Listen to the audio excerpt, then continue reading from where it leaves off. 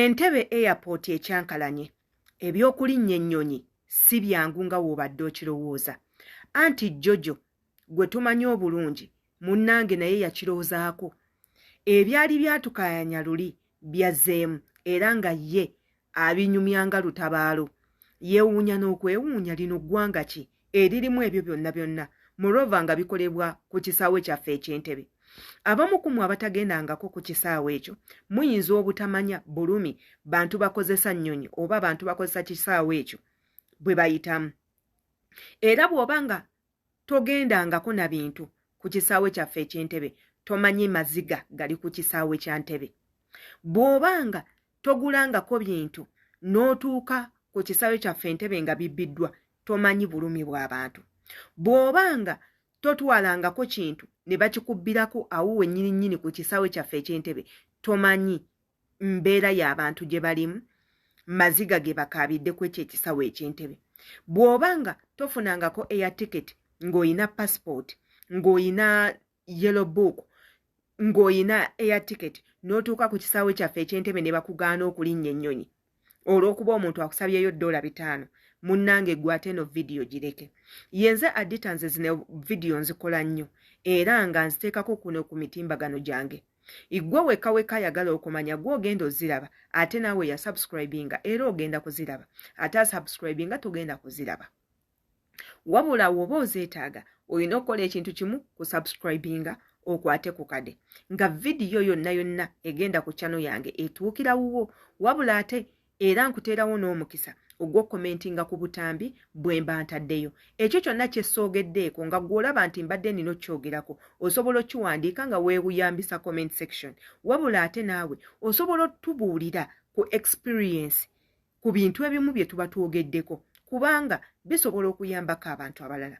Njagala mbatereyo akatambi kaneeno akali akatambula oba akaali kwogerebwako ku biki ebyo ebikolebwa ku kisaawe kyaffe eky'Entebbe ate era tukomewo. Entebbe airport is the most useless, bogus, rubbish airport I've been on. Ate nga ntambudde ku airport zimala. Eri airport yetama. Oba akatuuka ku airport, God forbid, I had to fly twice in 1 week. Otuuka ku airport ng'okyagiri bweru, tunala gituukako ng'oli eri bweru. Ne babagamba timotokayi ne babagamba bagenda you have to go through security. Muli eri ku luguudo. Temulina ku airport, muli eri ku luguudo. Nga bajjamu abantu mu motoka nti batambule bagende bayite mu kyuma. Keesi zaabwe zonna ziri mu ki ba passenger just causing mumanyi traffic ako kakyeka ako kakola traffic. Nti bajjamu abantu mu motoka ne babatambuza bayise mu kyuma. Basically mukebera biki? Ensawo zonna suitcase temuzikebedde ziri mu mabuutu. Mujjemu abantu omuntu oluusi ayanguwa flight yegenda muleka. Basically people are just teri muntu agenda ku airport kulambula. People are there for a reason.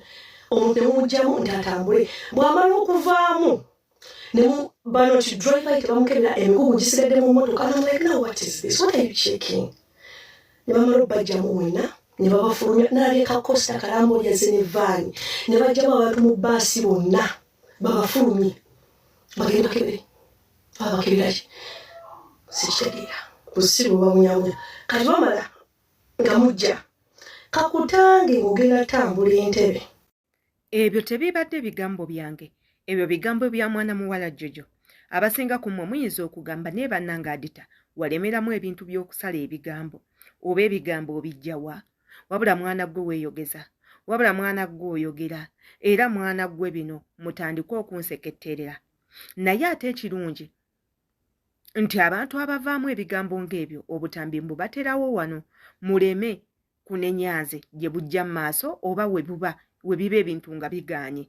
Mutandika okugamba yeye twakugamba, lwaki olimba nnyo, munnange ebiseera ebisinga nga tonnaba kuwakanira kintu sooka olowooze nnyo nti kuggwe kiyinza okuba nga tekikutuukangako naye lowooza ku bantu enkumu n'enkumu abali mu ggwanga mw'obeera. Lowooza ku bantu enkumu n'enkumu abatuukibwako ebintu iggwe n'otamanya. Lowooza ku nkumu n'enkumu abafuna ebizibu iggwe n'otamanya.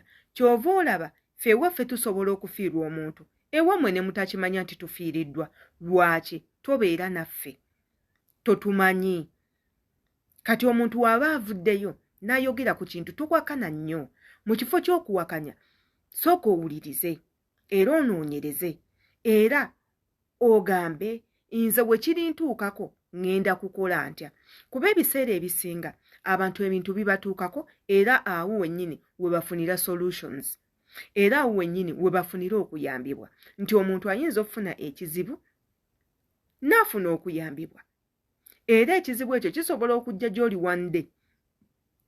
one time ne weeyambisa method oli gye yakozesa okuva mu ekyo ekizibu ky'ova olaba tubagamba obutambi buno we tuba tubutaddeyo munnange tobugayaalirira tobuyitako nti olw'okuba tebunyuma buwa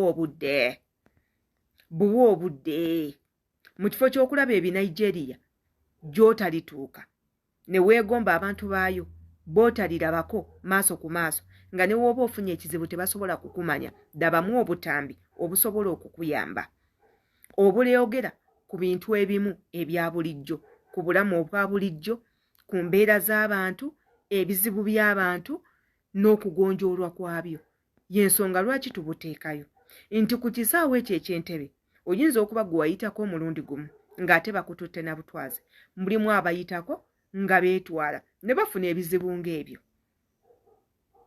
era nga nawe gye bujjeeyo maaso ebizibu ebyo osobola okubifuna omuntu wavayo n'agamba nti ku kisaawe okwo babbirako togamba anze nga nayitawo ne batanziba tegwali mukisa gw'okubba era omubbi yali tatayiminze ggwe ku olwo naye waliwo olunaku olujja okujja nga ggwe tayima ye